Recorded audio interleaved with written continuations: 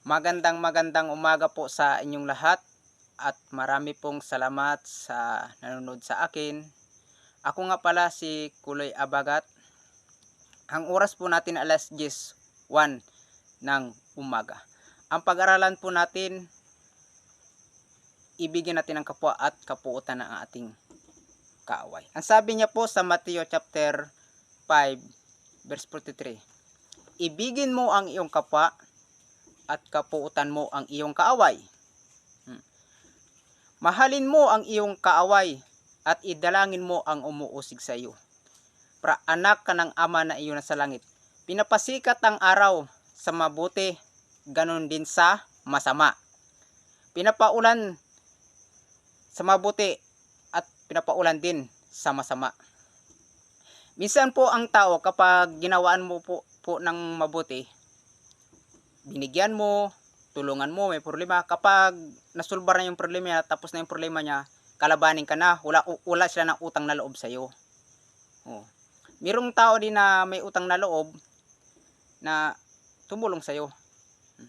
Merong tao din na kapag nag-away kayo, doon ang pagkukwenta, pero yung bigay mo sa kanya, hindi niya kinukwenta. Kalabanin ka niya na. Hindi ka napansinin, laiting ka niya na, magmayabang na. Merong tao po ang ganun. Merong tao din na kapag away mo na, sabi niya, mula ngayon, hindi kita mapapatawad. Basin itaga mo sa bato hanggang mamatay ako, dadalahin ko sa ilalim ng lupa. Ang taong masama kapag narinig pa yung boses niya, galit na galit ka. Sabi mo kung anong ginawa niya sa akin, ganun din gagawin ko sa kanya. Merong tao po ganun. Merong tao din na hindi niya talagang mapatawad. Ang sabi ng iba, madali magpasensya pero hirap limutin.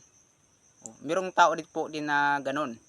Merong tao din na nagawa ka na mabuti sa kanya, ikwento niya sa pamilya niya, nakatulong ito si Brad, hanggang sa kapwa-apuan. Pero nagawa ka ng kasamaan sa iyong kapwa, namatay ka na, nabubulok ka na sa ilalim ng lupa, nililiba ka pa, baka magpasalamat pa, ay namatay na ito sa Brad.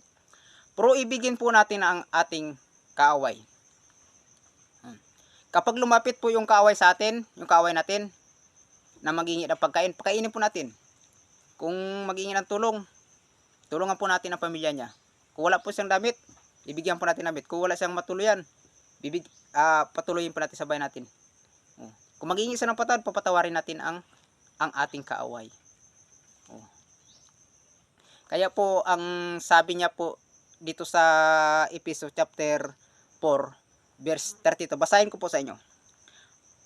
At magagandang loob kayo sa isa-isa, mga maabagin na kapag patawaran kayo sa isa-isa, gaya naman ng pagpatawad sa inyo ng Diyos kay Kristo. Ibig sabihin, magmahalan ka sa isa-isa. Kung nagpapatawad ang Diyos, tayo magpapatawad. Baka ikaw pa ang dahilan ang isang tao magbagong buhay. Ikaw pa ang dahilan ang isang tao kumilala sa Diyos. Kung may kalaban siya, pinatawad mo siya. Kung may kalaban siya, papatawarin niya. Baka ikaw pa ang dahilan kumilala ang tao. Tumulong ang tao sa kanyang kapwa. Puro ko ang hindi mo sa papatawarin, ikaw pa mismo nagapampalataya, ang tao ay lumalayo sa Diyos. Pero kapag tinulungan mo ang isang tao, masamang tao nga, may pagbabago pa yan eh. Hindi ngayon na taon, sunod na taon, may pagbago yan. Kasi may puso, may takot po yan. Kapag ginawa mo siya ng masama, talagang hanggang mamatay kayo, hindi kayo magpatawaran. Kung ginawaan mo siya ng mabuti, at patawarin mo siya at tutulungan mo siya. Kung nag-iingay sa'yo ng tulong, patulungin mo siya. Kung nag-iingay sa'yo ng patawarin mo siya. Kung may masakit ang pamilya niya, pagamutin mo siya. Baka ikaw pa ang dahilan ang isang tao ay magbago. Ang Diyos nga nagpapatawad sa mga makasalanan na tao. Tayo pa kaya na tao, hindi natin papatawarin ang ating kapwa. Napakaliwanag po. Sabi niya po sa Isaiah chapter 1 verse 18, Hali kayo, tayo'y magkatuwiran. Gaano man karami ang inyong kasalanan, handa ko ay patatawarin. Oh, napakaliwanag po ang sabi ng Panginoon. Mismong Panginoon nagpapatawad sa lahat ng mga kasalanan. Basta manumbalik ka sa Diyos. Kapag manumbalik ang ating kaaway sa atin, papatatawarin natin. Oh. Ang basahin ko po dito ang sabi niya po sa Mateo chapter 5 verse 22, ang sabi niya, ang nagpupuot sa kanyang kapwa, mananagot sa hukuman. Mateo chapter 5 verse 22. Ulitin ko po ang nagpupuot sa kanyang kapwa ay mananagot sa hukuman. Ibig sabihin, mayroong tao di kasi na pinapatawad niya ng kapwa niya, pero ang sama ng loob ay hindi maalis. Dapat alisin po natin ang sama ng loob sa ating kapwa. Alisin po natin ang masamang loob sa kayong pag-iisip na hindi karapat-dapat. Patawarin po natin ang ating kapwa para tayo ay patawarin ng Panginoon. Oh. Ulitin ko po sa inyo. Ang sabi niya po sa Isaiah chapter 1 verse 18, hali kayo, tayo'y magkatuwiran. Gaano man karami ang inyong kasalanan, handa ko patatawarin yan. Oh. Napakaganda po ang pinangako ng Diyos sa atin. Minahal po tayo ng ating Diyos. Gaano ka man karami ng iyong kasalanan. Halimbawa, yung anak mo, maraming kasalanan. Di basta-basta mga kasalanan.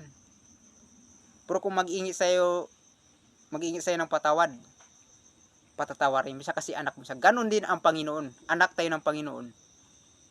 Patatawarin tayo ng Panginoon. Kapag lumapit yung kaaway mo, patatawarin natin. Kung wala siya, tulungan natin. Oh.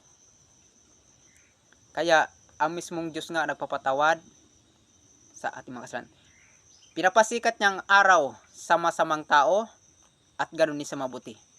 Pinapaulan niya sa mabuting tao at ganoon din sa masama. Ang tingin po ng Diyos pantay-pantay. Masama ka man, mabuti ka man, mahal po tayo ng Diyos. Tayo may manubalik sa Diyos ay patatawarin tayo. Kapag manubalik ang ating kaaway, naging patawad, patawarin natin, tulungan natin sa lahat ng mga problema. O yan na po aking masasabi. Kung may katanungan po kayo sa akin, pwede nyo rin po ako sa i-text sa cellphone number na 0955 27 41 746. Ulitin ko po, 0955 27 41 746. At magandang umaga po sa inyong lahat. Ako nga pala si Kuloy Abangat.